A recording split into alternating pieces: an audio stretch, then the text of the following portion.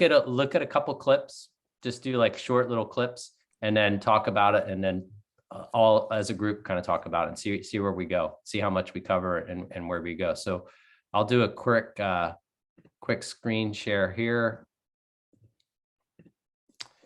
And let's see this one right here. So you should see his face there. I'll go full screen. All right. And then make sure, here we go. Let me just close by saying, we are connected species. We're also traumatized species, and we heal through our interactions with others. And that pathway is open when we present ourselves to others as being authentic and accessible, meaning that we are safe for other people. And that's kind of the underlying motto that we have to carry with us, that we are available and safe to others. And during these challenges that are going on, it reminds me of this importance of this unit of interaction with others as the building block for society, that we can think of the dyad as the actual initial unit, but it generalizes to community and country and to the world, that we need to be safe with other. And that's really what our nervous system craves. And I hope it grows. I hope the ability to feel safe and to engage and co-regulate is the next pandemic. So that's where we want to go, right? I mean, that's where we want to go for a lot of us who are coaches, but also just in life in general. And so to me, that was like so spot on and just summed it all up. What was what I was hoping to get across in our course that we all did together, and in general, is that that's the pathway that's the pathway to healing, that's the pathway to performance, that's the pathway to resilience. And at the same time, in order to go there, there's steps. You can't just say, now I'm going to relate to others in a safe and trusting way. Now I'm going to be accessible and authentic and present myself as a safe witness, right? It's more than that. And we're going to kind of retrace that. So that was where he ended. And then I thought what he did through the rest of the beginning was talked about little nuggets on the way to that path. And that to me, just, that was awesome. That's it. So I'd love to hear kind of anyone else's thoughts on that. Like, as far as that's the end goal, no matter what our work is, no matter what our craft is, no matter what all the roles that we have, if we look at each different role that we have in our life, it still comes down to that kernel, that piece of creating that safe relationship back and forth. That's authentic. That's accessible. There's just a lot in there. That was like so big, but yet so short. What amazes me with everything I've ever learned in my career is always that it's a bit like fashion. It comes back around again. Mm-hmm. So if you think even Freud was like nervous disposition and things like that. So what just come into my mind when we saw that clip was, they're saying it takes a village to raise a child. Yeah, totally. So that's what it kind of, that's where my mind went to, that it's there. We've got all this information. Yeah. But it's just now we really need to start using it. It's always been there, but we've got like scientific evidence now. So hopefully it'll be a bit more easy to obtain. Let's remember what you said there too, the village part, because we'll get back to something he says early on that is interesting with tying in what you just said with it takes a village. So we'll note that.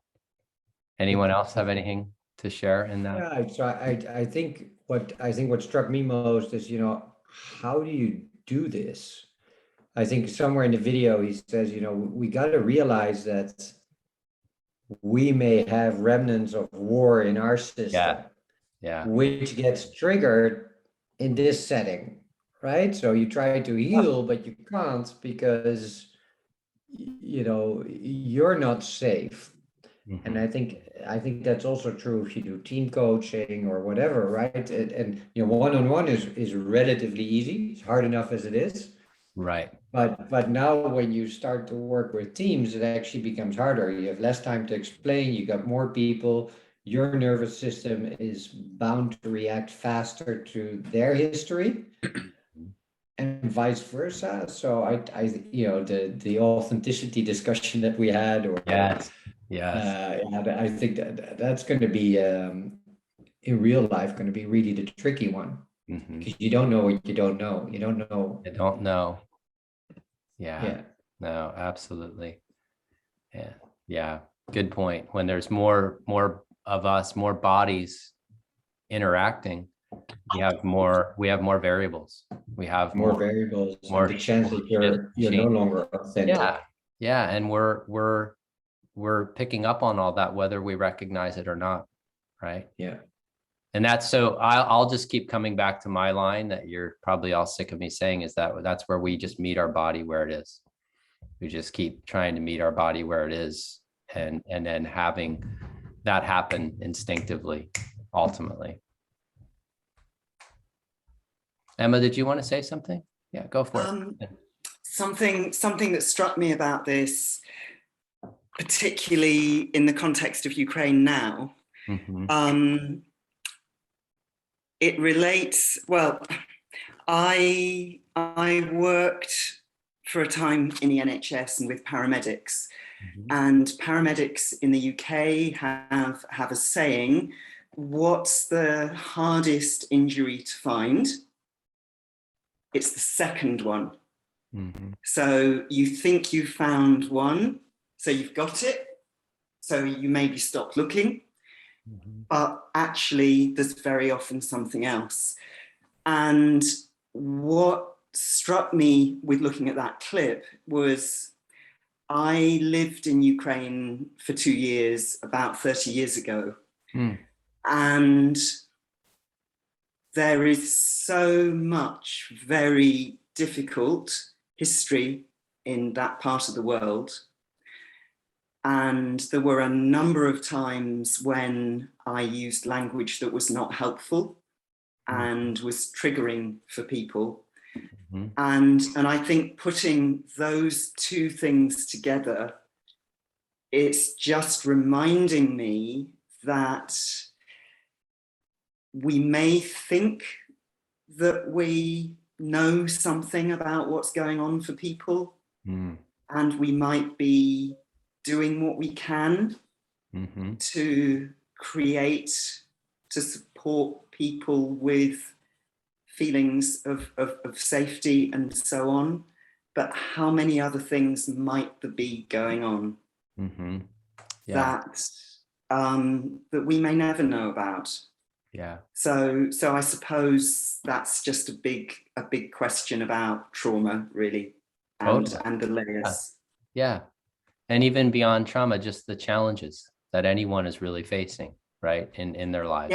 We don't really know.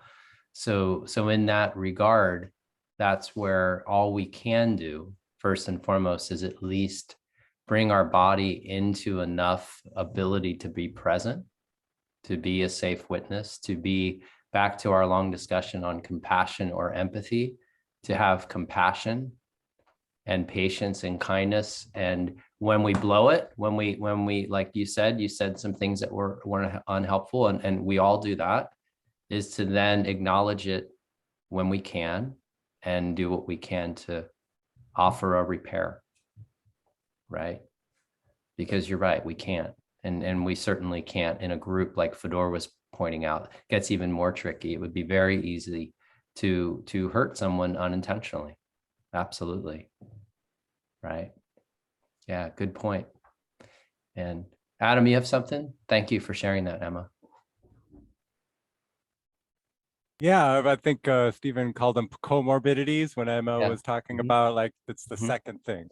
And I think there's something I'm really interested in, is the connection between neural exercises that came up in the class a lot and metacognition, according to education, kind of ungrading and growth mindset, then how do you know what you know? And so a big part of progressive academics is like, how do we know how well we did on that test? How do we self-assess?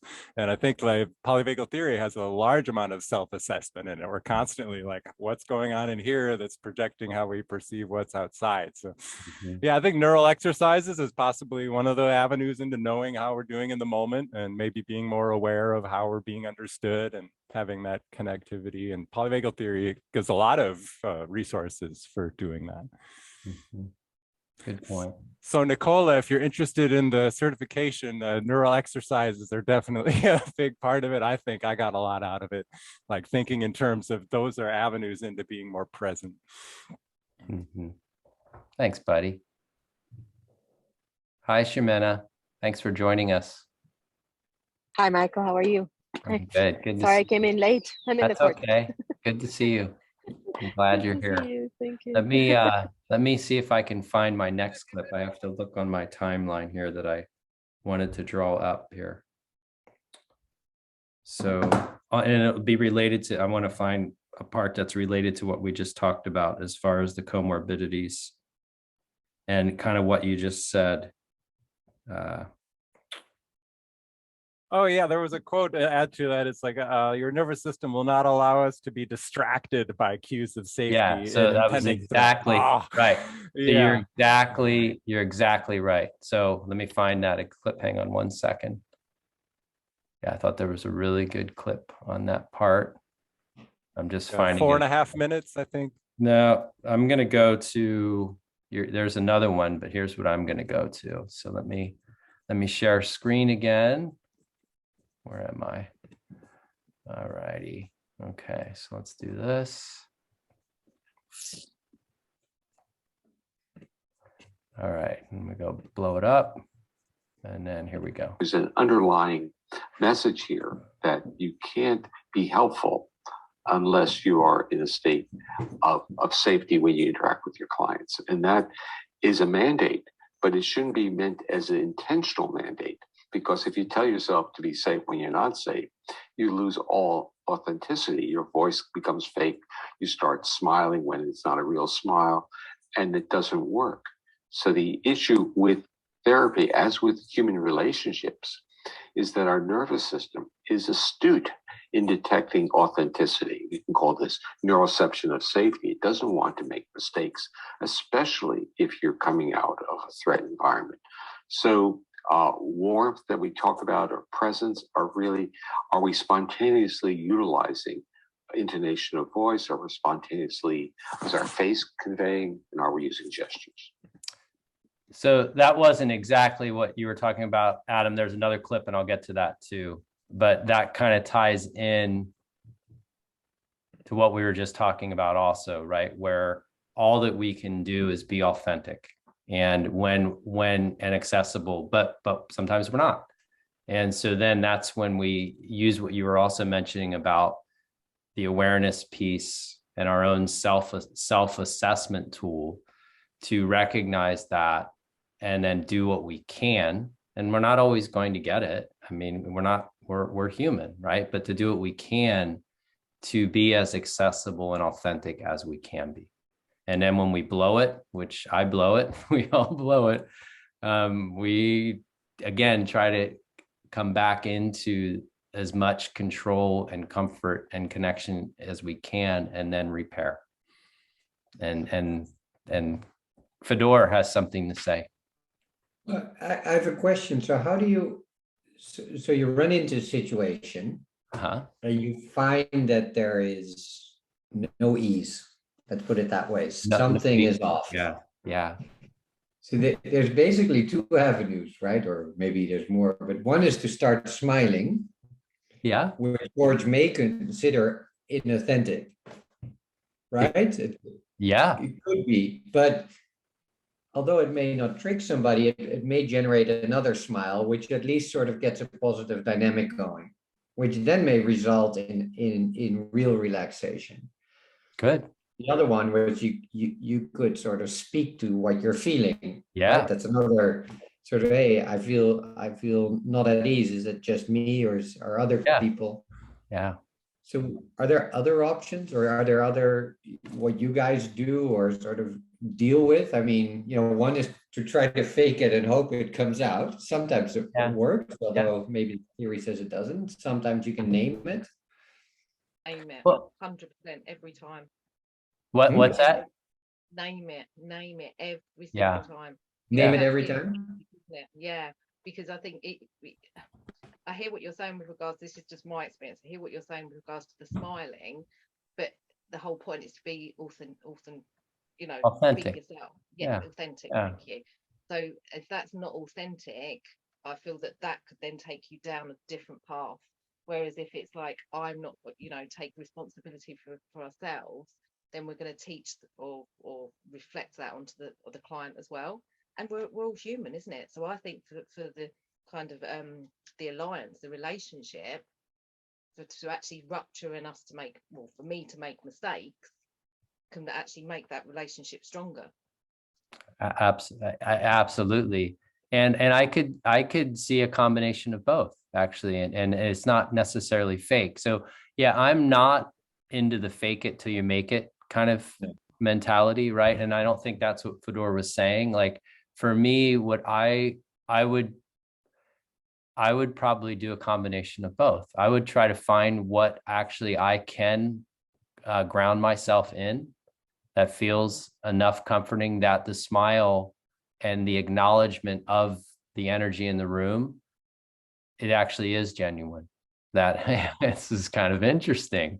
I mean, wow, hey, so then that to me would be genuine, because I'm acknowledging what it's doing to me, but I'm now trying to find my own sense. But so I think I like what you're saying a lot, Nicola, because then that's honest. Yeah. Can I say, so what's your name?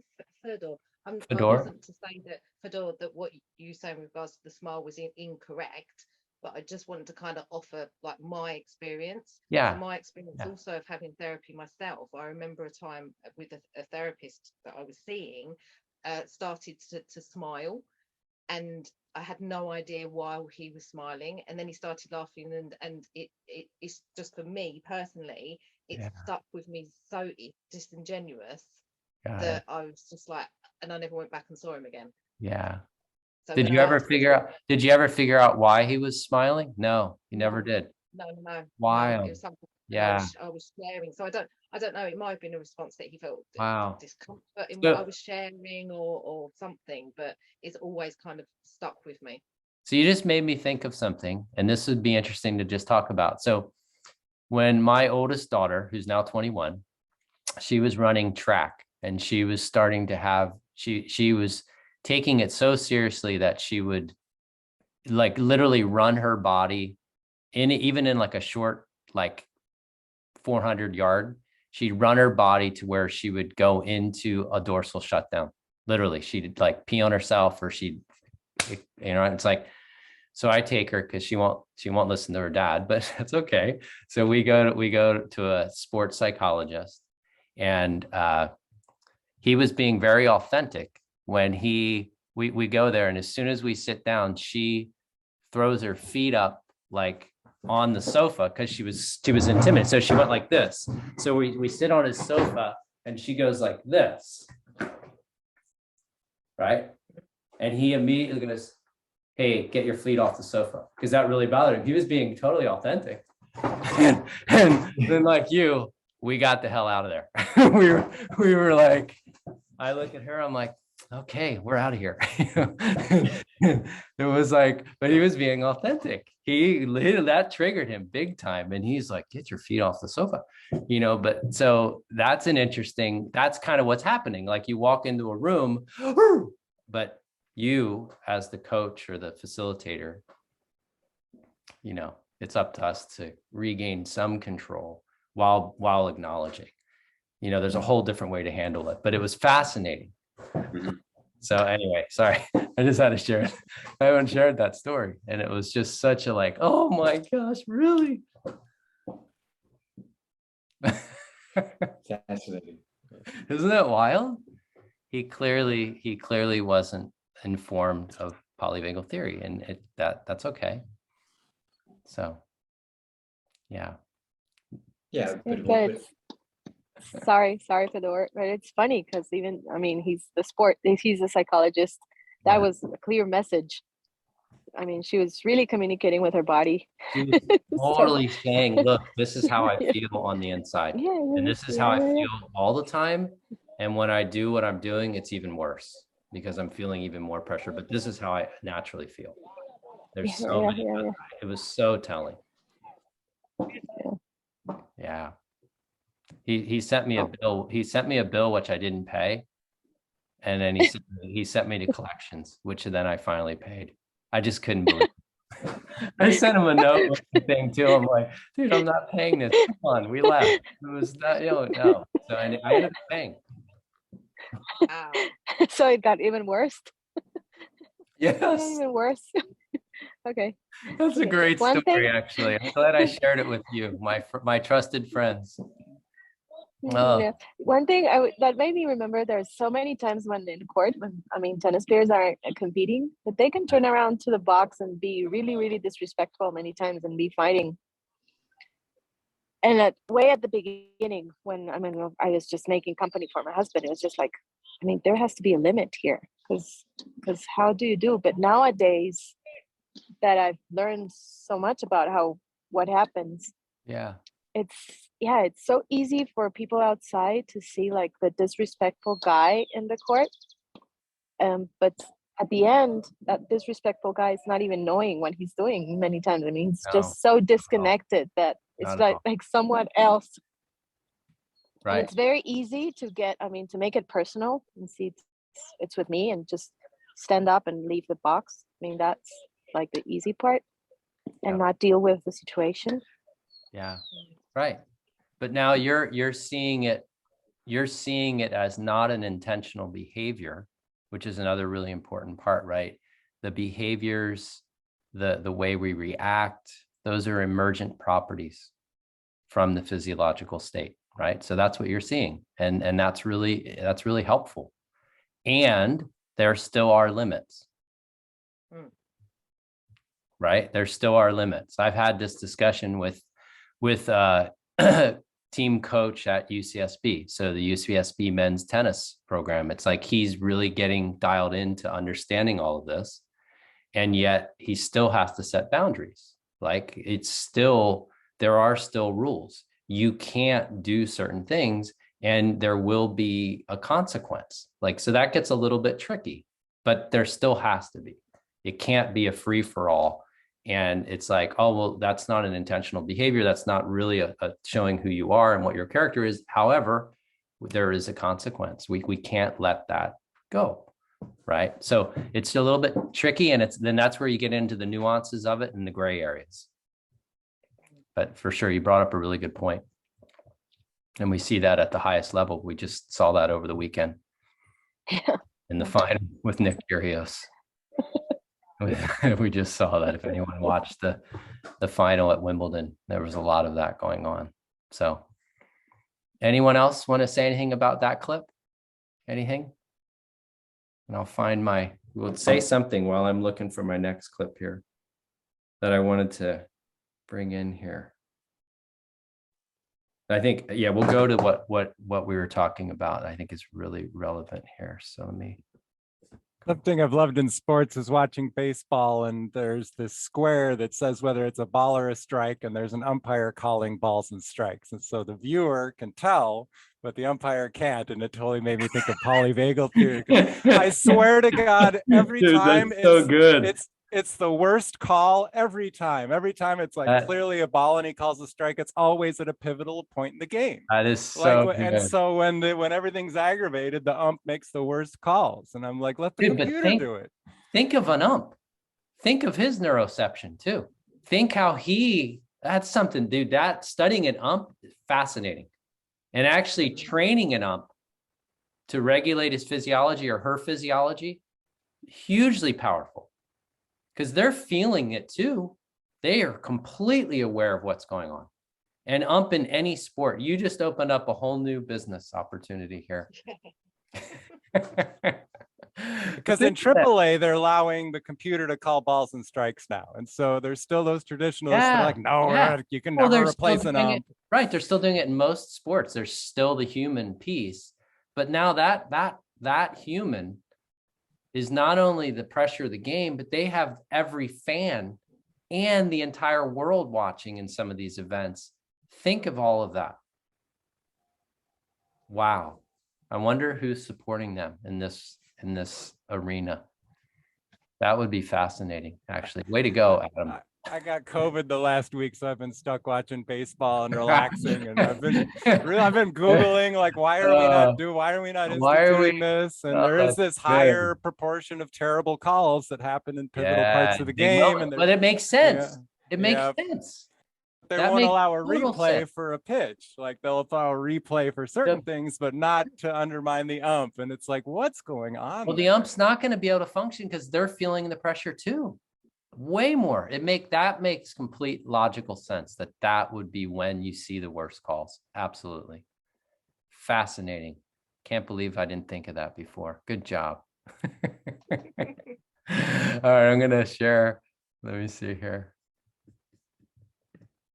So this is what we were talking about, Adam. This is a follow-up on that, how he said. And we enjoy that.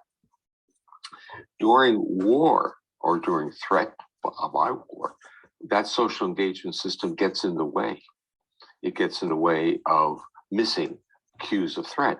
So we have to understand that it has to go dormant. Our social engagement system has to go dormant in defined situations. So that brings up a lot, actually, right? Because at the same time, right? So let's just acknowledge that when we're really under threat, what he's really saying is when we're under overwhelming threat, life threat, like really high levels of threat.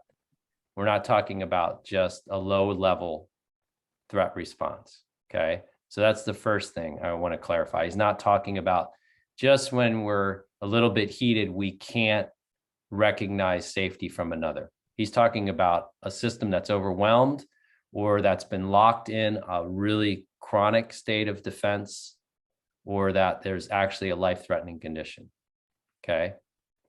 It's not just when we're under threat, because if it were always when we're under threat, even low level, then that whole co-regulation would be almost impossible when we're in a room like we're talking about. So if we go back to our discussion about you're in a room and everybody's on edge, but you can be somewhat grounded and engaging, can you start shifting the dynamic of the room? And I'd say yes. Okay, so we're talking really about when a nervous system is overwhelmed or just locked in and has been locked in a long time. Does that make sense? Fedor, is that aligning with what you're? Yeah.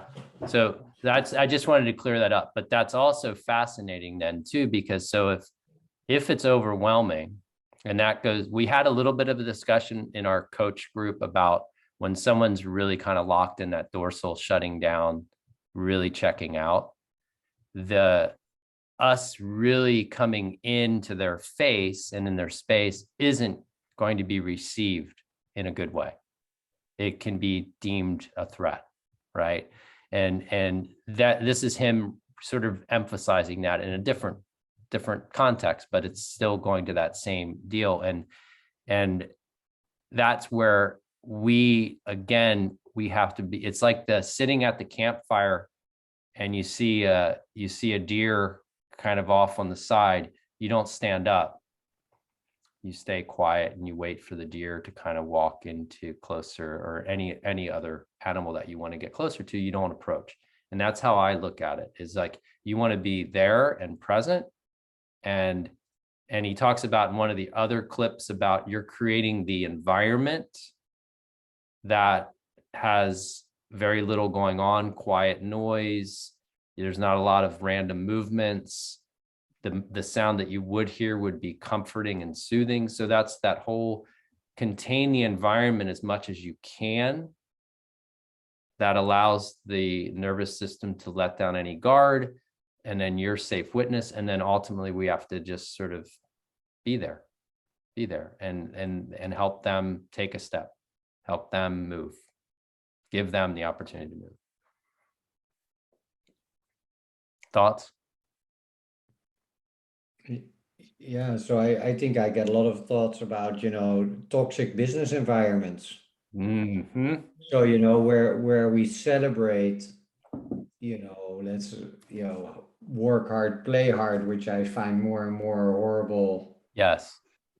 conundrum, because it's very often, it's not real play. It's just, it's adrenaline on adrenaline. I think we talked a little bit about that before, but there's so many companies, it's my way or the highway, which is in essence already also hostile, right? Yes, it's not shelling, but losing your job in a no safe net environment, it can be pretty hostile.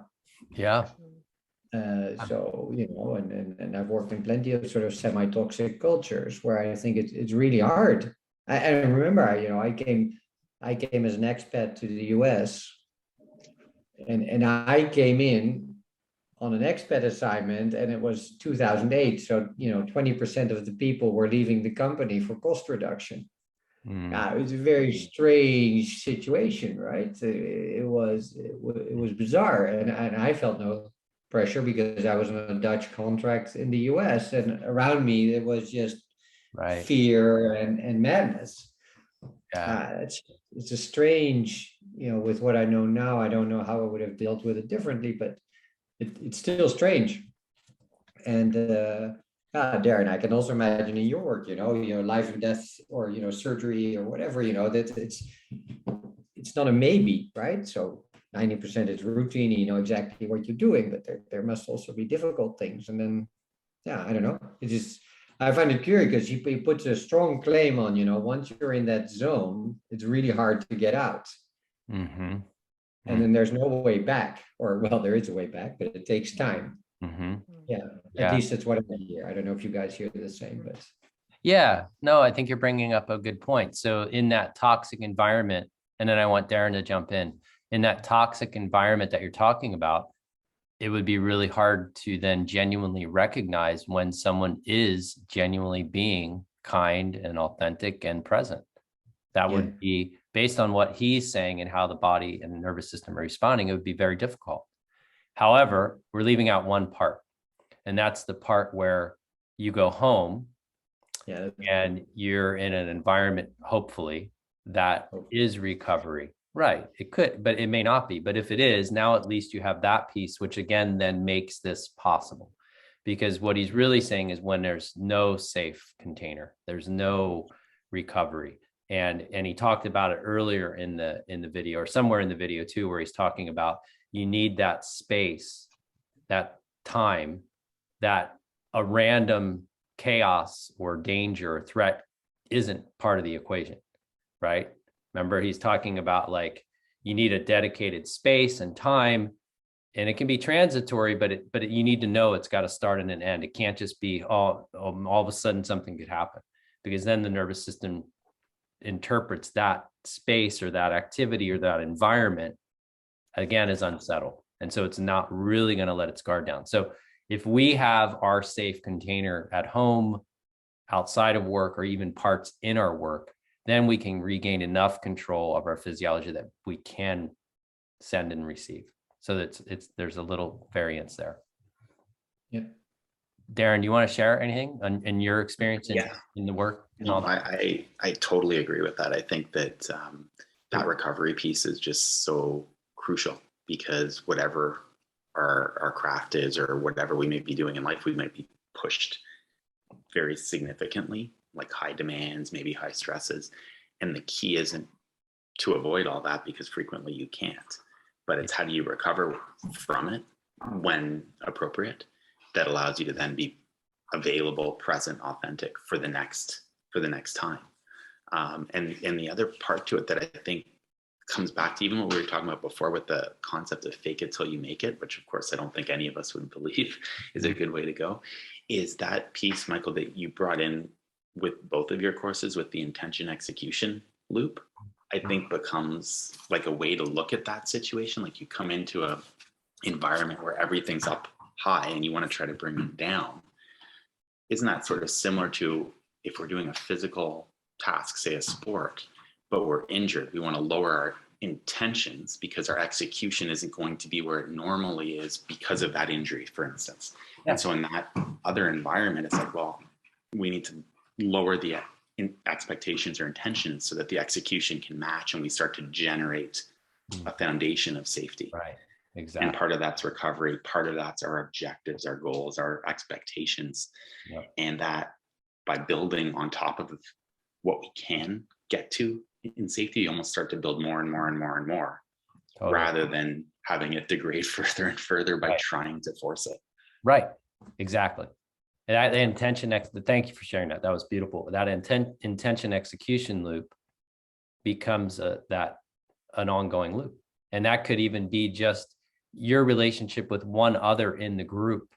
That becomes the first loop that supports safety and connection, and then keeps going. And like you said, it's what's going on off the court, outside of that, where you are, and widening the margins. So you not only change what your intention, but you give yourself a little more margin.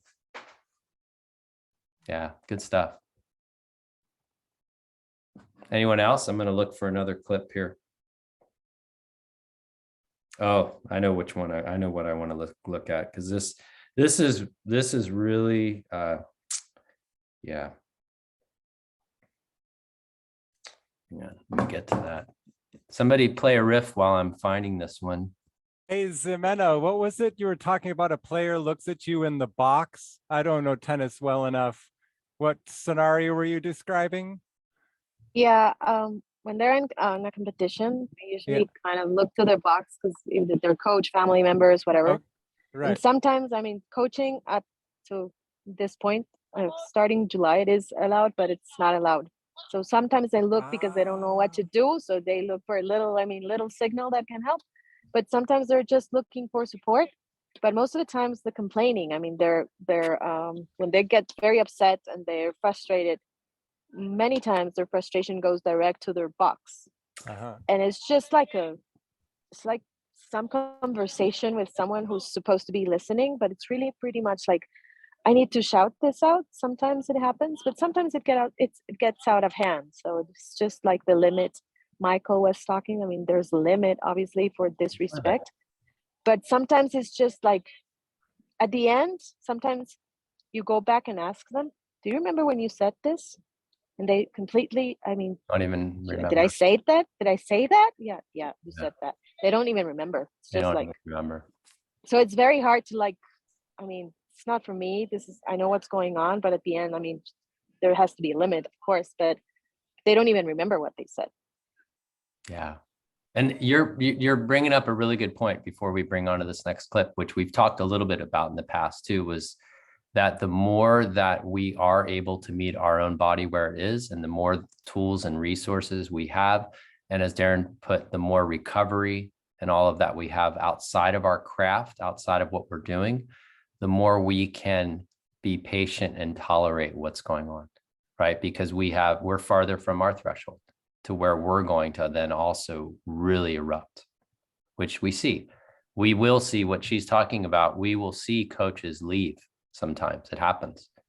And these are world-class professionals. And it's not uncommon the coach just gets up and leaves middle of the thing. Or sometimes you see the girlfriend or the spouse leave.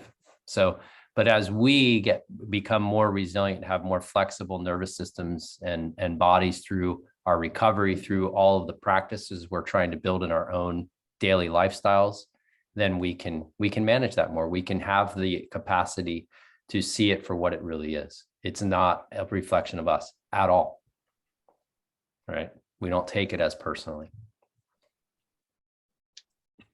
All right, I'm going to share this part. This is, I thought, was really, really important and a really good one here. Let's see here.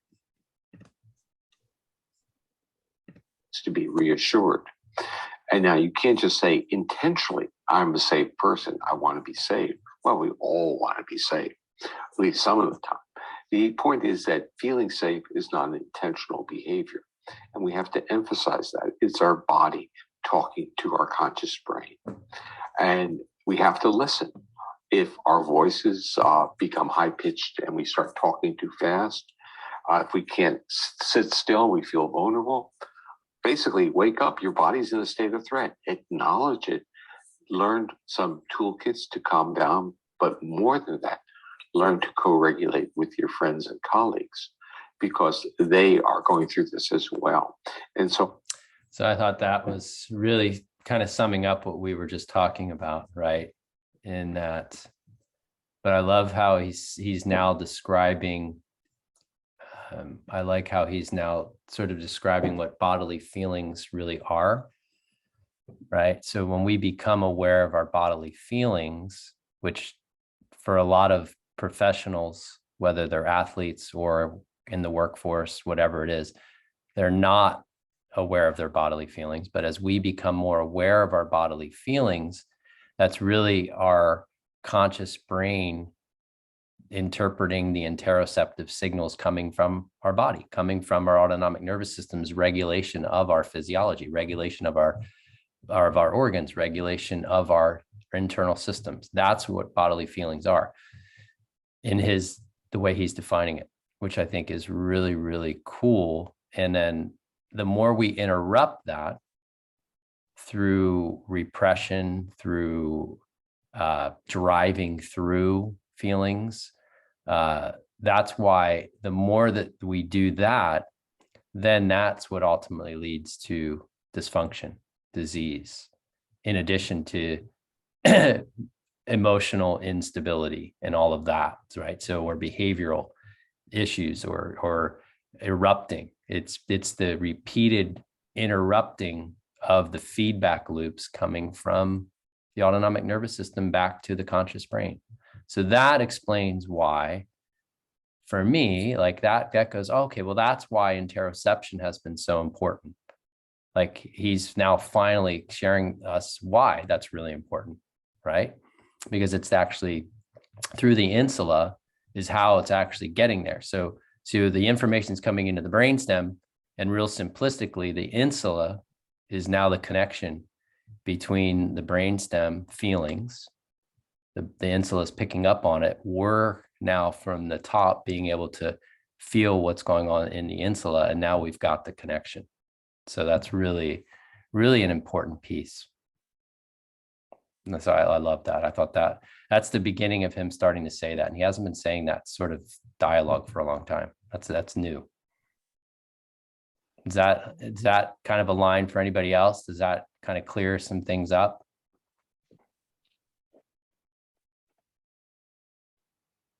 Somebody left. Oh, that was Darren. Bye, Darren. Darren, yeah.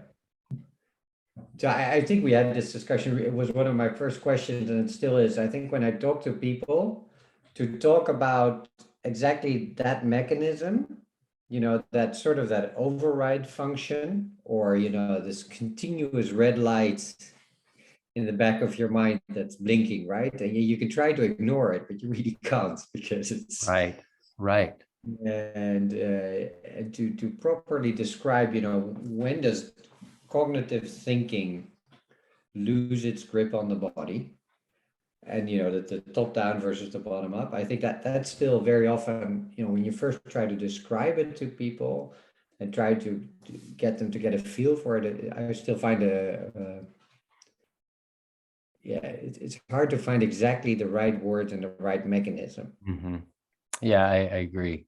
I think one of the things I often say is just listen, we've survived for what is it, 490 million years without a cognitive brain, and all that hardware and software is still there, right? So yes, and then on top grew the brain, which suddenly can interpret things, but the whole infrastructure is still there, and it makes choices the whole day. Or it's making evaluations.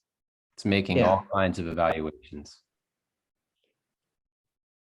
Yeah. I mean, it is making choices because it's shifting things again subconsciously. It's doing a lot of that, right? And then you can become aware more and more of that, or you can not. Yeah, but I think we start to put somebody in MRI and you throw something at them, and muscles start to move, right, before any cognitive Absolutely. any cognitive thing took place. So it's not only signaling, it's actually making choices. Yes. Yes. It's changing. It's shifting physiology. It's turning on things, turning off things, changing feedback loops. Yep. Yeah. Yeah. I attached the word choice with conscious. That's Yes. why I just changed the word, but it's what you're saying. Exactly. Is it kind of the difference between reflex and conscious choice? Yeah, I would say he's what Fedor was describing, I would call reflex. But pretty profound, right? Because both on an emotional, Absolutely. but on a physical level, reflexes are taking over. Yeah. They make, yeah. Yeah. Adaptive reflexes. Yep. Yeah. Or shouting at the coach. Or shouting at the coach. You know, no conscious choice of words. Yeah. So it's somewhere in the gray zone, but yeah. Totally. Absolutely. Yeah.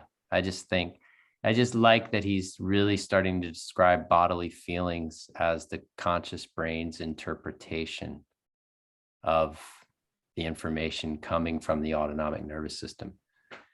Right. But at the same time, a lot of us aren't aware of those bodily feelings. You know, and then Is there a segment he talks about internal dialogue? There are some therapists that believe that like one of the people in our internal dialogue is our feeling and the other one is our cognition. And so that's kind of how that conversation plays out. Has Stephen ever talked about that? I haven't heard him talk about that. No, I haven't. No, I mean, he certainly has done some talking with people who are into the internal family systems and all of that, which is kind of what you're getting at a little bit. And that would be, but the way I've recall him talking about that is those different voices, those different your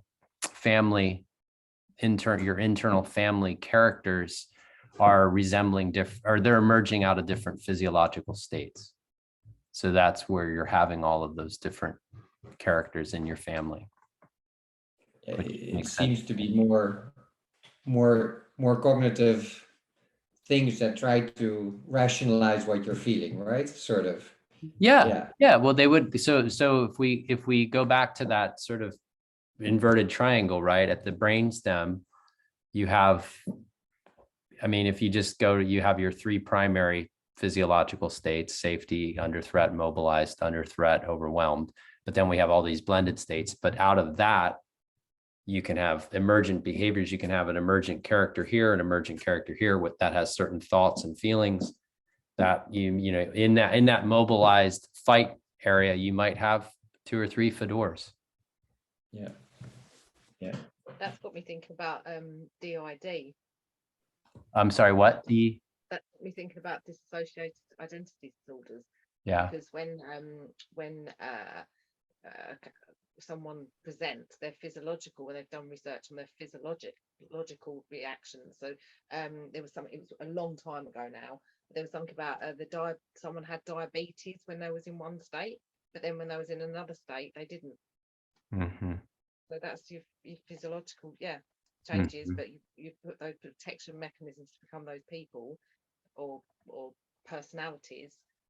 Yeah. Sorry, that's just come to mind. Right. You're kind of that's touching on too the idea that I've really liked that he's starting to talk about too a little bit more, is that we tend to look at things as sort of fixed. Oh, well, what's your blood pressure? You know, or what's your heart rate? And all of those are changing, right? And those are, out of those different changes emerge different reactions, different reflexive reactions, and also different cognitions, different thoughts and feelings and behaviors all emerge out of different what we measure. Yeah, for sure. And so that kind of, so my approach on that is we're trying to help our physiology come into homeostasis as much as we can. Right. Like, and he talks a little bit more in that video too, which I really like, that it's not the challenge or what we call stress that's necessarily damaging. It's that we aren't actually recovering in between. We don't actually have those dedicated times and spaces and environments and relationships that get us out of a mobilized threat response, or that lift us up from being immobilized and overwhelmed, right? It's not that the challenge itself, it's that we're getting locked in to not enough recovery. And when I use the word recovery, it's relationships, it's lifestyle habits, it's being in an environment that enables you to feel safe and comfortable and connected. And a lot of us don't have those opportunities. And then the culture itself, like he starts off in the very beginning where he's talking about, and that's I'll just play that last clip because that'll kind of how he starts in the very beginning, I also think is really, really cool. So let me play that. So I went in reverse. Hey, you read the end of the book first anyway. So. Right, I know. Yeah. It's nice moment and realize that we as a social mammal are connected species. This is our heritage, our evolutionary heritage is to be connected. What has civilization done to this heritage? It basically has partitioned us and created artificial boundaries. We use governments, we use religions, we use skin color, we use even language in some countries as a way of separating people and treating them as inferior or secondary or submissive. What's going on has gone on for since through the whole history of, let's use the term, modern civilization.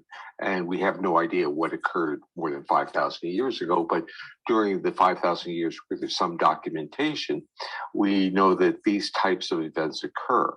Now, the part that we all know is that it's literally rewired into our DNA, the pain and the connectedness. We feel the pain of others. And what we've learned from the trauma world, I think the trauma world teaches us how to deal with and what to expect with what's going on. And that is, the trauma world has taught the survivors that the way to survive is not to feel. Not very rewarding lifestyle, but not to feel. Because what you're saying is, if I don't feel, I don't connect. If I don't connect, I don't feel the pains of others and I don't feel my own pain. But in doing that, they're disrupting their own neurobiological feedback loops. So people who have suffered severe traumas often have what are frequently called comorbidities. They have physical ailments that are usually autonomic because they've turned off their feelings. So that kind of wraps up what we were talking about. And that's why I wanted to kind of go in reverse too. So there he just defined wellness, he defined longevity, right? He defined performance, and then he defined the flip side, disease, right? Pain, chronic illness, a lot of things we medically unexplained symptoms, and how a lot of us unfortunately are living. And he's attributing it to the boundaries, the separation, right? That the way he describes it, I thought that was really just so well put. But it's so much what wellness, it doesn't have to be trauma, but it's the pathway to wellness. It's the pathway to health. And what I'm saying in the play zone, it's the pathway to performance, whether it's in the work environment or whether it's on the tennis court or whether you're a professional drummer or a singer or whatever, right? Ultimately, it's eventually, it doesn't have to start with relationships because of like what we talked about. If you're really, really overwhelmed, a relationship can be a little too much, or it can be something that you don't trust quite yet. And so it can start with doing things in your own body, meeting your body where it is, and then doing some things to help yourself. But eventually, if not at the start, eventually the relationships become, at least in my own experience, the most powerful piece of it all too. and ultimately the pathway to optimal.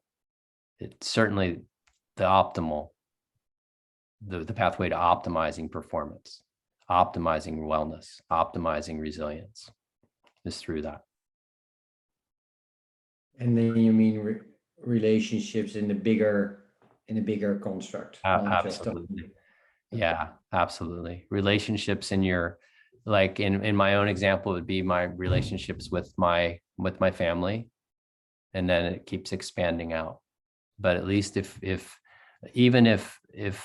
at least we can have one really trusting relationship, that would be, that from my understanding of all of this, would be enough to at least begin to really feel and to experience health and wellness, right? I did a little, only a little bit of research in regards to footballers and their spouses or their parents and things like that, and which ones have really succeeded in their careers. And it does collate to the relationships they've got outside. So even if you think of somebody like Wayne Rooney, because his wife Colleen stuck with him through like thick and thin. Mm-hmm. And look how his career turned out, even though he was dysregulated quite a lot of the time in other areas, but in performance wise, look how well he did. Yeah that's been my own experience, right? But it wasn't necessarily always that way. Like I there were periods of my life where I didn't want a relationship, right? And I considered myself healthy, but I would say that wasn't optimal. It was what was okay for the time, but it wasn't optimizing my health or my wellness. But just like what he's saying, you have to feel, in my own experience, you have to feel accessible enough to have that trusting relationship. I have sorry if I can share it, just a couple. That's my father-in-law. He was kidnapped over 22 years ago. Mm-hmm. And he was kidnapped. I live in Colombia, so that's something that happened frequently 20 something years ago here. And he was kidnapped when he was in church. Wow. So they took 184 people out of church in the middle of in the middle of mass, and they put them in three trucks and just took them out to the mountains. Mm. And that kidnapping was very curious because before that, a plane had been kidnapped on air and had been landed in the middle of some place. And afterwards, there are a couple other massive kidnappings that happened in restaurants and everything. But this one, and I was thinking about this while I was listening to the call, it was very different to the rest. And we never knew why, how it evolved through time. I mean, they were kidnapped. The last one was out like 6 months later. And it was different because they became a community within the group. The small groups they created, at the end, they ended up being like 3 groups of 12, 15. And what happened outside was the families came together also. Mm-hmm. And we met at least once or twice a week, trying to resolve the kidnapping. But at the end, it was like we became friends and family. And listening to the call right now, it's just like, oh my God, it was pretty much, how can you go into a calm and control zone when you're kidnapped? I mean, that's impossible. You're in the middle of the forest, nowhere to go. I mean, you're guarded, eating whatever you can find if you eat, sleeping outside, I mean, on the land, I mean, beneath trees and whatever. Rain is running all over you. I mean, that's the worst condition you can really be for a long time. So I was thinking there's no way to go into a safe zone. I mean, when you're alone, when you're kidnapped and you're alone. But these people were in groups and they became close. Not as the people that were kidnapped in a plane, they didn't know each other. This group, many of them didn't know each other, but they at least saw each other every week during mass. Mm-hmm. And we always asked, why was this different? And maybe it's because of the connection. I mean, they were in some way familiar, they were connected in some way, so they all came together. None of them felt sick because no matter the conditions, they were really hard, but none of them were sick. They all came out, and pretty much most of them who kept together and who kept being together after they were out are pretty much okay. I mean, they're okay. And there's the other ones that they never got to connect with a group. They're messed up. Yeah, I would. They're really, Yeah, there's the power of it. Yeah, the fascinating. connection. Yeah, I was just thinking about it. I'm like, oh my god, now this could be an explanation. Totally. No, it is. No, thanks They for found sharing. their safe zone. Yeah, They did at least enough. Yeah. Awesome. That's great. Hey, I need to go, unfortunately, although I love doing this with you guys. So thank you all for coming and doing this and sharing. And we'll do it again. That video to me had so many little pearls in there. And thanks for sharing all that you did too. I love it. So thank you. Yeah, you guys are awesome. Thank you, Michael. Thank you for coming. Thank you, everyone. Thank you, all. Michael. Nice seeing Good to you. see Thank you, you Michael. all. Yes. See you guys. Bye. Bye. I'll if you want the recording, let me know. I'll put it somewhere on the Google Drive or something. Okay, so let me know Okay. if anybody wants it. Cheers. Okay. Bye-bye. See you guys. Bye. Bye. Bye. See you. Thank you. Bye.